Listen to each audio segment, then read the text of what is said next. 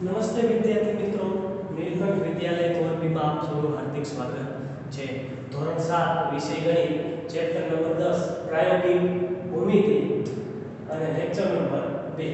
કાલે આપણે lecture number 1 માં હોમવર્ક પણ આપ્યું હતું કે 60, 90 અને 120 ના ખૂણાની રચના કરવી. જે તમે આગળ ધોરણ 6 માં 14મા ચેપ્ટરમાં શીખી ગયા હતા કે પરિકર અને પેન્સિલ અથવા તો સ્કેલની મદદથી કેવી રીતે ખૂણાની રચના કરી શકાય. પરિકર ન હોય અને અમુક ખૂણા એવા હોય કે જે માત્ર કોણ માપકની મદદથી પણ દોરી શકાતા હતા. તો હવે એમાં આપણે સ્વાધ્યાય 10.1 માં કાલે પહેલો દાખલો કરાવ્યો હતો અને આજે બીજો દાખલો કે કોઈ પણ એક રેખા L રચો. કોઈ પણ એક રેખા L રચો. તો આપણે રેખાની રચના કરી ત્યારે શું નામ આપીશું? રેખા L. ત્યારબાદ રેખા L પર કોઈ પણ એક બિંદુ લ્યો. એટલે એક આખી રેખા આપેલ છે એમાં ગમે તે એક બિંદુ લો તો આપણે શું લઈશું? બિંદુ x. જે બિંદુ લીધું શું લખ્યું? x. હવે આ બિંદુમાંથી L ને લંબની રચના કરો. હવે આ બિંદુમાંથી લંબ એટલે કે 90 નો ખૂણો દોરવાનો છે અને L રેખાને કેવો હોવો જોઈએ?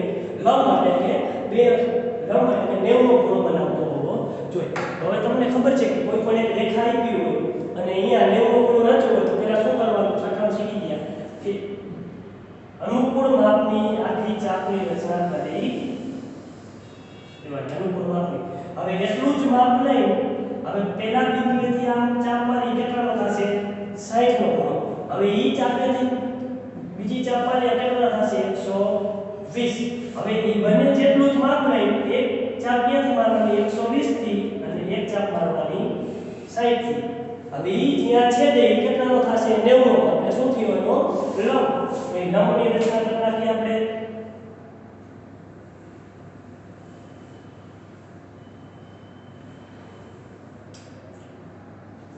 કેટલાનો ખૂણો બનશે?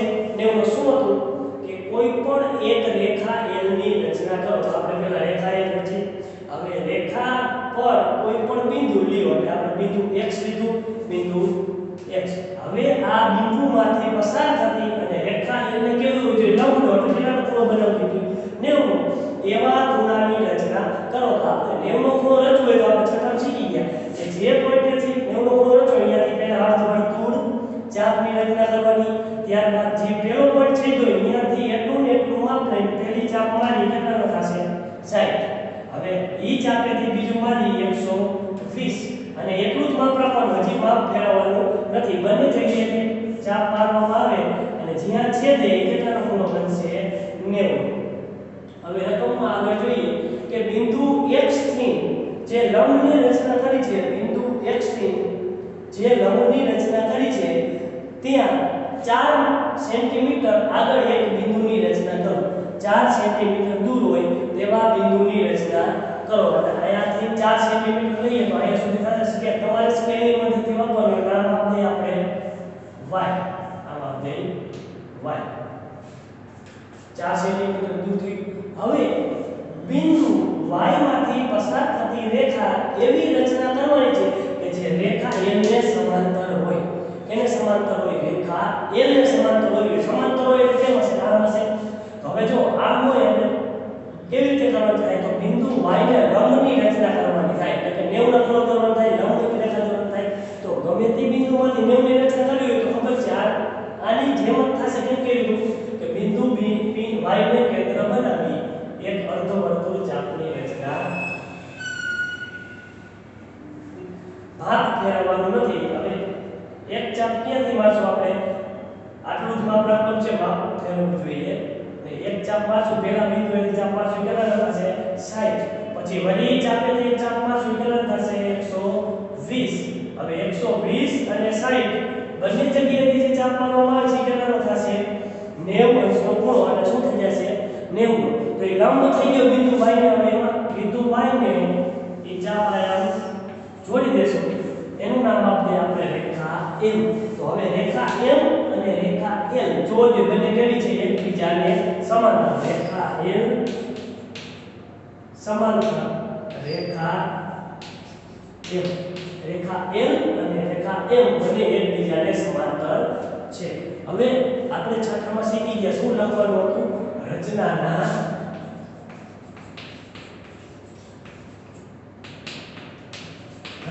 મુદ્દા લખવા પડે છે. જો 3 માર્કનો દાખલો પૂછાય તો એની રચના દોરી અને નીચે રચનાના મુદ્દા લખવાના છે.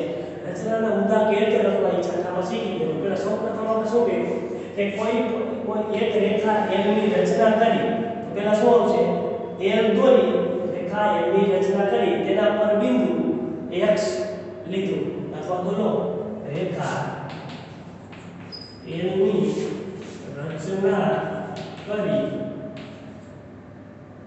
બિંદુ તેના પર બિંદુ x લો. પેલો મુદ્દો કમ્પ્લીટ થઈ ગયો કે રેખા L ની રચના કરી તેના પર બિંદુ x લો. બીજું રેખા L પર x બિંદુ આગળ 90 ના માપનો ખૂણો બનાવવા માટે શું કરવામાં આવે છે લંબ લેવામાં આવે છે. એટલે કે શું આવશે રેખા L પર બિંદુ x આગળ 90 નો ખૂણો રચવા લંબની રચના કરો.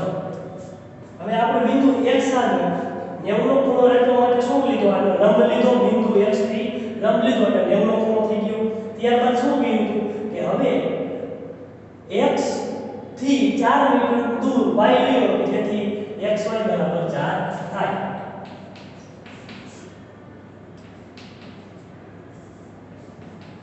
ત્યારબાદ y બિંદુ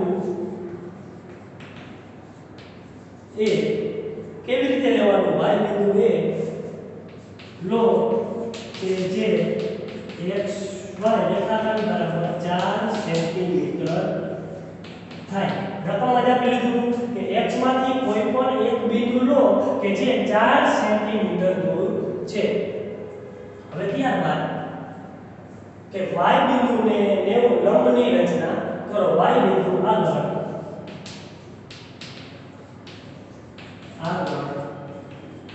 લંબની રચના કરો જે રેખા m છે.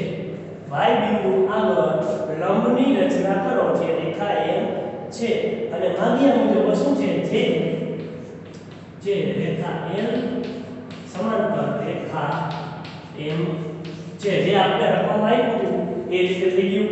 પહેલા શું કરવાની રચના દોરવાની અને ત્યારબાદ નીચે રચનાના મુદ્દા લખવાના થશે.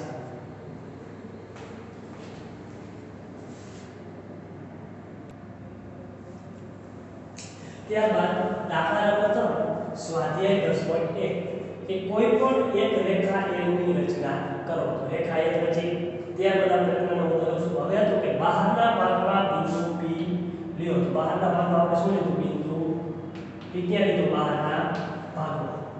હવે બિંદુ P અને રેખા L ને જોડતી એક ગમે તે રેખા દોરવાની છે. તો રેખા L ઉપર ગમે તે બિંદુ લઈ લેશું. લઈ લેશું આપણે બિંદુ Q. રેખા ઉપર બિંદુ લઈ લીધું બિંદુ Q. હવે આ બંનેને જોડવા છે. પહેલા દાખલા ઉપર કેવી રીતે જોડવાના કે Q માંથી એક અર્ધવર્તુળ ચાપની રચના કરી. Q માંથી એક અર્ધવર્તુળ ચાપની રચના કરી અને તેટલું જ માપ લઈ આપણે એક ચાપ આમાં જે P ને છેદે છે. પણ હવે P ને એક અંક સમાંતર રેખા દોરી. હવે P અને Q ને શું કરી દઈશું આપણે જોડી દઈશું. P અને Q ને આપણે જોડી દઈશું. આપણે પહેલા દાખલામાં સીધા P અને Q ને જોડી દીધું.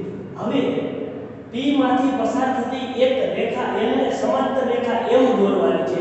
હવે આમાંથી પસાર કરવી હોય તો કેવી રીતે થાય શું કરવાનું એક અર્ધવર્તુળ પહેલા દાખલા શીખી ગયા કે અર્ધવર્તુળ ચાપની શું કરશું આપણે ફરીથી ને રચના એક અર્ધવર્તુળ ચાપની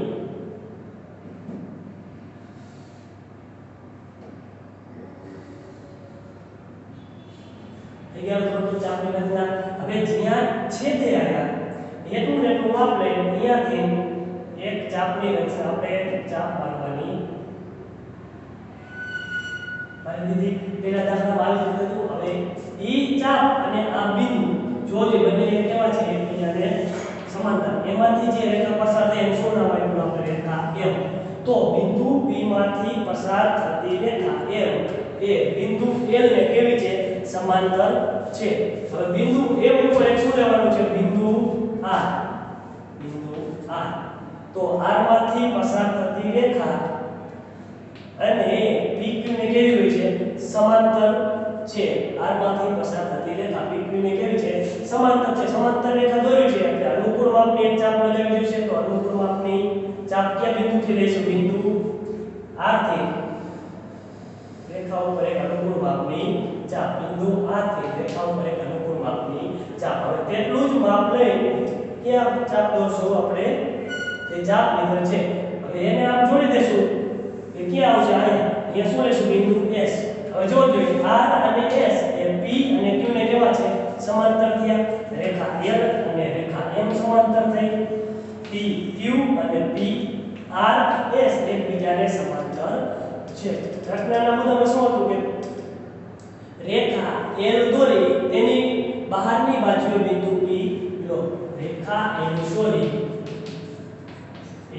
દોરી બહારની બાજુ બિંદુ P લો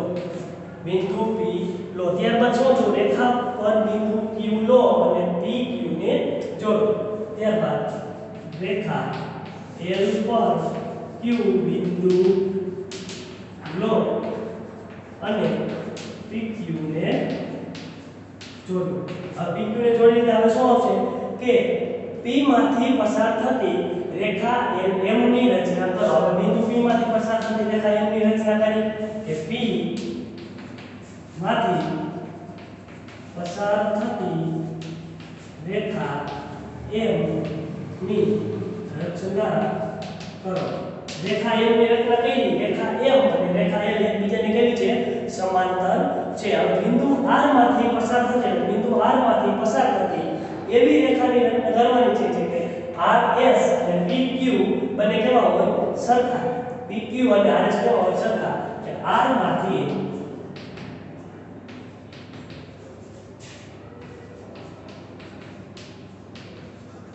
રેખા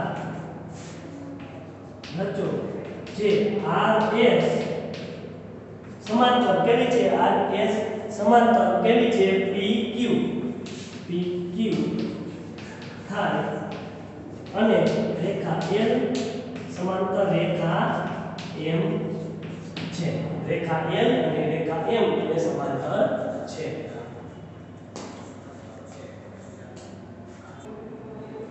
ચાલો વિદ્યાર્થી મિત્રો આજે હોમવર્કમાં સ્વાધ્યાય 10.1 દાખલો બીજો અને ત્રીજો પેજ નંબર 196 જે આજે મેં કરાવ્યા છે એ જ તમારે ઘરે પ્રેક્ટિસમાં કરવાના છે અને રચનાના મુદ્દા પણ